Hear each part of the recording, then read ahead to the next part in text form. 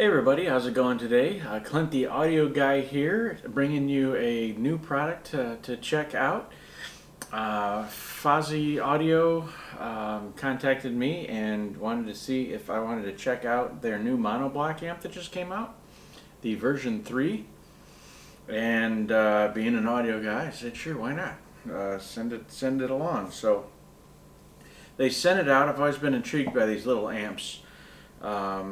Because a lot of people use them as their main amps and have good results in them. So they get improved with each generation, of course, and they've made some interesting updates to this one.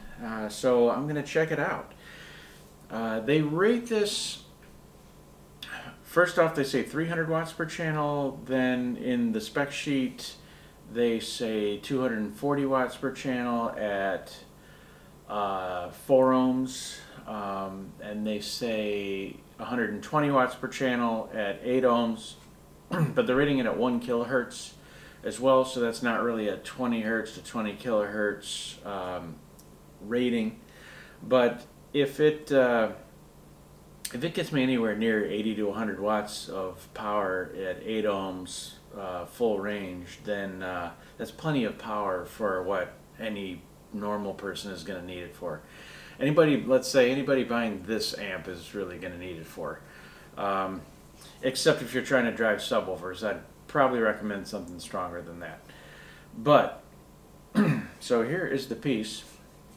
It comes in a sleek little aluminum case. You've got a aluminum bezel on the front, very Spartan.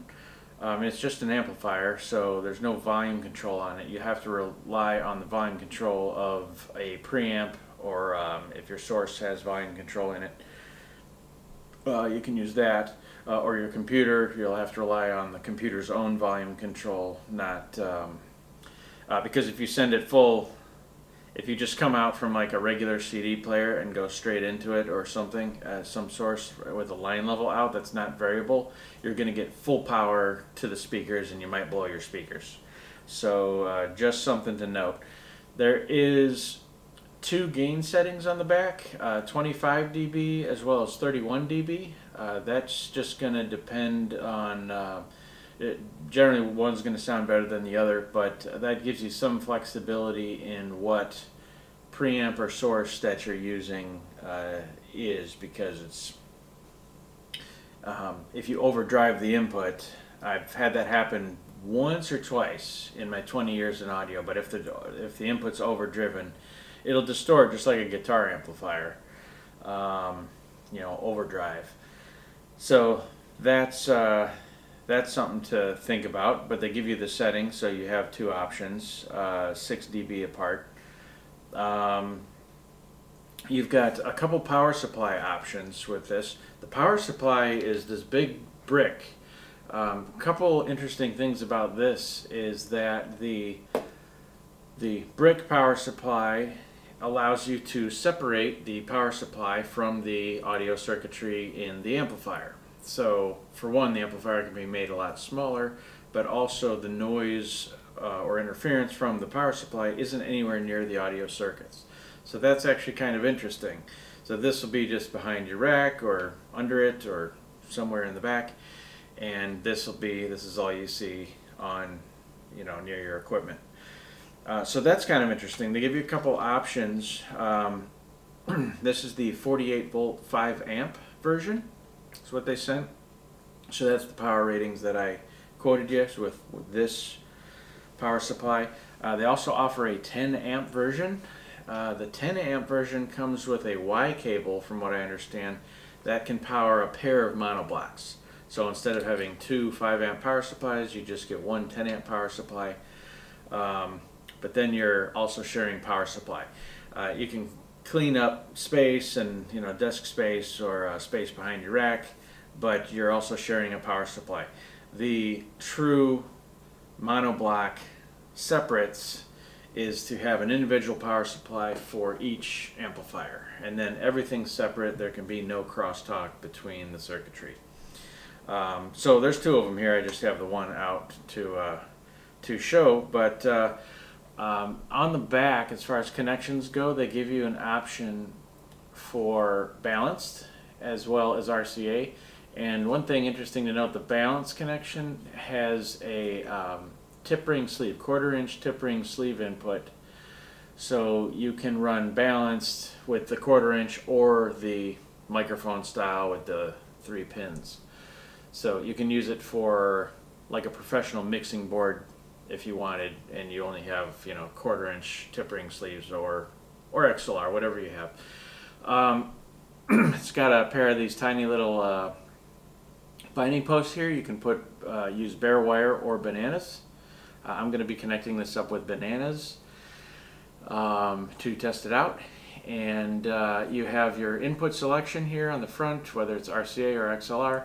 And then over here you have your power on, off, and then right in the middle, which is where I'm going to use it, is auto. So when it gets a signal, it will just power on and start working. And then after 10 minutes of not using it, it'll shut off. So auto's the way to go. But to make the connections, I don't want it in auto because it'll turn on and then it'll get potentially some problems. You always want it off to make your connections, or plug the power supply in last, because then it won't come on you. Anyway, I'm gonna connect it up and see how it goes. One thing interesting about the Fosi V3s is that for the price of one of these, a pair of these, you can buy 96.5 pairs of these. Just kind of funny.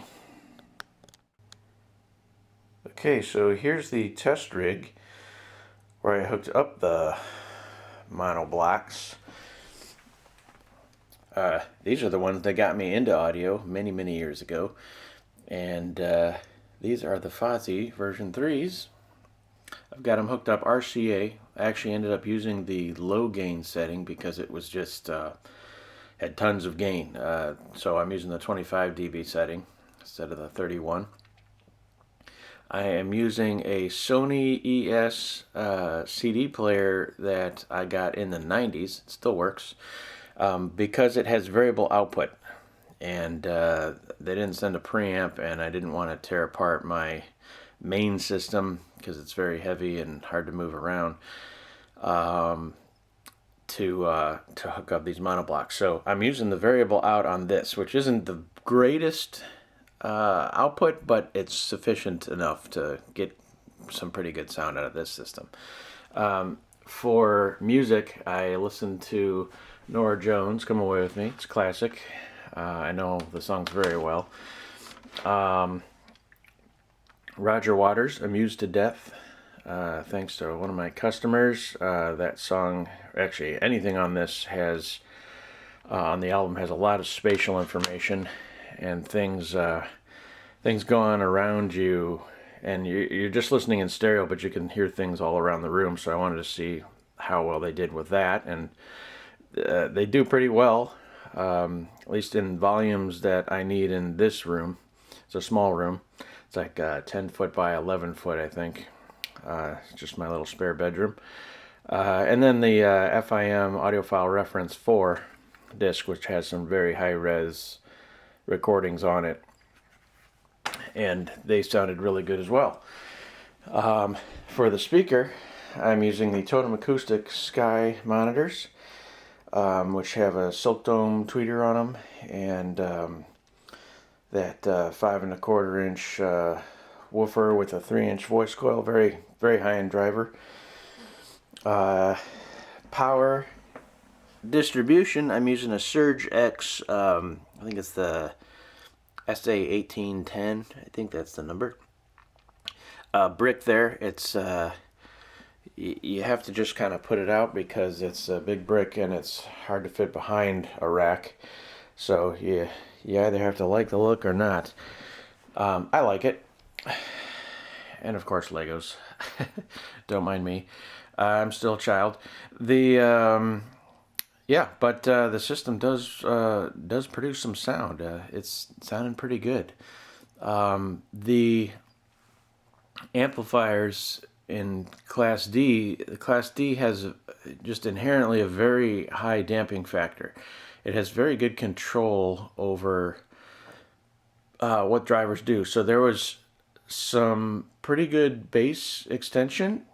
Mind you, this is just a small bookshelf, but you can tell it's got some decent control over it.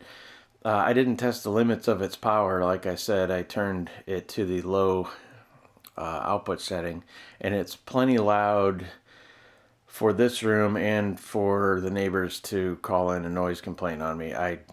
They didn't. I'm just saying I could play it that loud, I think, and so loud enough. You know, this isn't a super high efficient speaker or anything. I think it's low 90s, like 91 maybe, 90, something like that. I have to look it up, but it's not super super high sensitivity or anything. But if you're using anything in the, I would say, upper 80s to end up, 89 or better, you're probably going to be fine with these amps. But anyway, that they are pretty cool that they turn on and off with the signal. So as soon as I start playing something, they power right up, and 10 minutes after the music stops, they turn off. And while they're off, they consume less than a half watt of power in standby. So that's nice. You don't have to worry about them being plugged in and sucking power away from your place.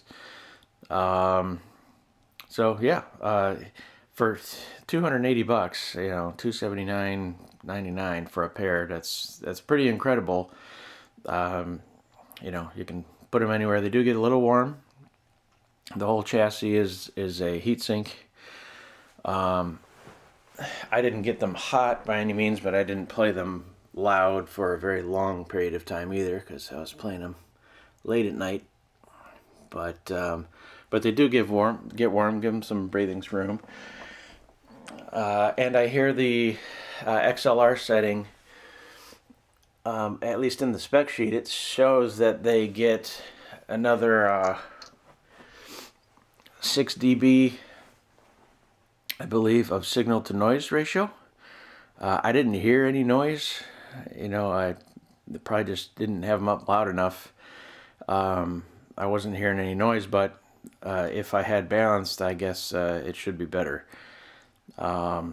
Usually that benefit happens with fully differential balanced gear, so I'm not sure why it's that much better in these, but who knows. If I had balanced in the preamp, I would have used it. So anyway, pretty cool little pieces to check out. Let me know if you got any questions in the comments below, or if there's another small amp that you use. I'm going to end up using these on my computer system because they're small enough to sit on the desktop, and I could use a little more juice for my ATC monitors that are in there. And I also like the fact that they turn on and off automatically. Then I don't have to worry about a switch or anything, and they'll just work with the volume on the computer. Alright, well, thanks for watching, and we'll see you guys on the next one. Have a good one.